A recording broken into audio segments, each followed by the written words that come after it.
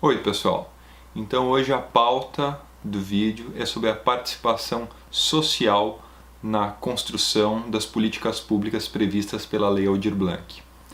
A participação social se dá através de conselhos e de fóruns municipais. Inúmeras cidades não têm conselho, mas têm fórum municipal.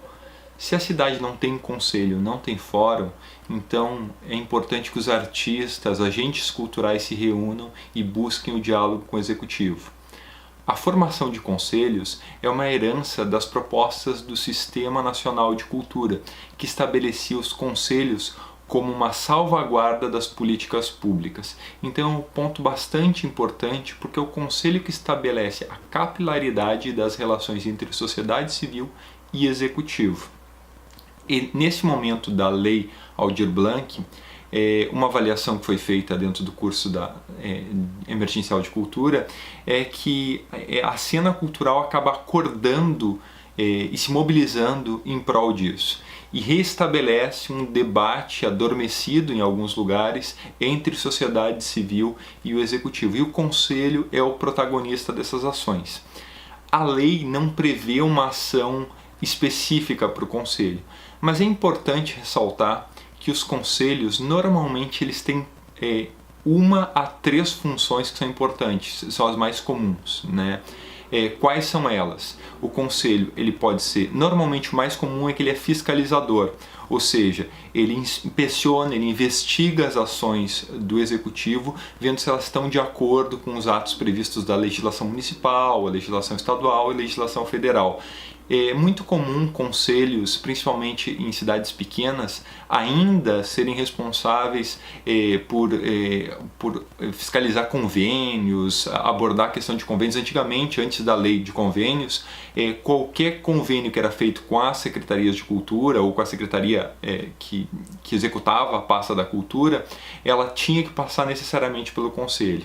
Então, fiscalizador, normalmente todos os conselhos de cultura criados são, né? Outra função que o conselho pode ter, consultivo. Consultivo, ele assessora nas demandas através de conhecimentos técnicos e através de profissionais na área dedicados a esclarecer dúvidas no setor. E o principal ponto, que infelizmente ainda muitos conselhos não são, é deliberativo. Deliberativo é quando ele estabelece diretrizes para as políticas públicas ou para demandas sociais que convergem no conselho. Essa talvez seja a principal função e foi estabelecida há bastante tempo em discussões na Conferência Nacional de Cultura, em conferências estaduais, inclusive em diversas conferências municipais. Infelizmente, diversos municípios ainda não implantaram isso.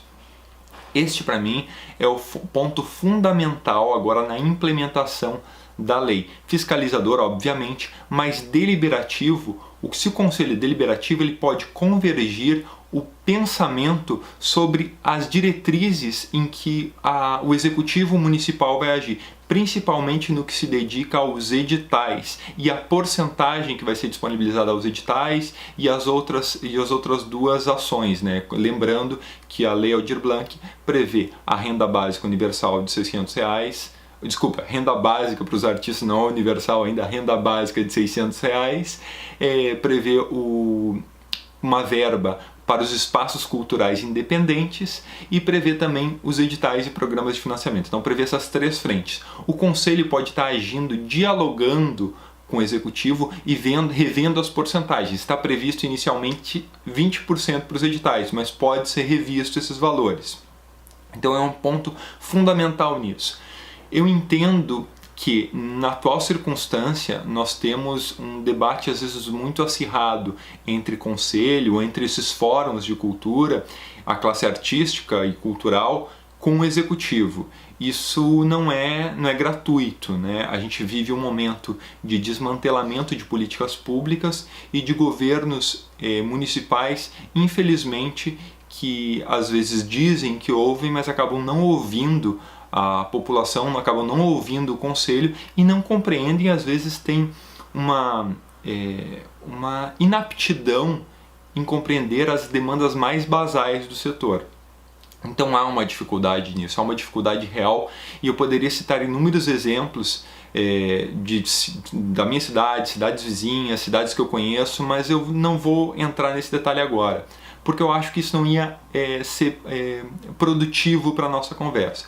O que eu quero entrar aqui? Eu quero entrar numa proposta que é o consenso progressivo. Célio Turino fala a respeito disso, e é bastante interessante. Não é a criação dele, esse consenso progressivo, mas é uma ferramenta de tomada de decisões bastante interessante. Ela estabelece que os pontos de convergência para o diálogo, um máximo de acordo entre o grupo, estabelece os pontos de acordo entre o grupo de forma a gente achar um mínimo denominador comum e esse mínimo se tornar um máximo denominador comum.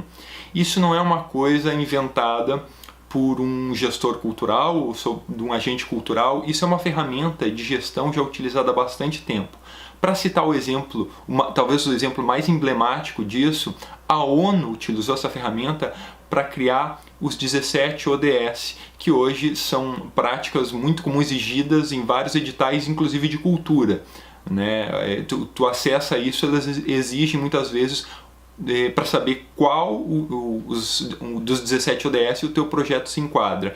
Então é uma ferramenta bastante útil para a gente ter um pensamento progressista em cima dessa lei, porque nesse momento nós precisaremos deixar as diferenças com relação à classe artística, da classe artística com relação ao executivo de lado, para propor algo que realmente atenda a demanda e que nós consigamos que essa verba chegue na ponta de quem realmente precisa. Com isso eu encerro nossa conversa de hoje. Espero que tenham gostado. Comentem, se tem dúvidas, coloquem. Estamos descobrindo também, eu estou descobrindo também as questões da lei.